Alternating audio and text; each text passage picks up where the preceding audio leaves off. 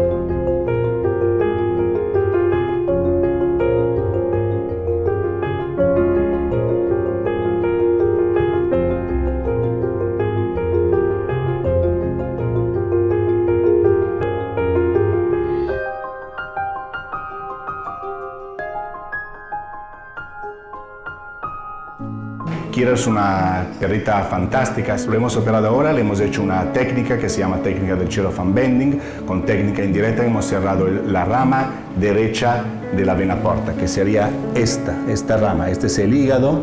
Aquí podéis ver estas grapas metálicas que cierran el cellophane, que es el dispositivo. La técnica se llama cellophane bending. Le hemos puesto alrededor de la rama derecha de la vena porta.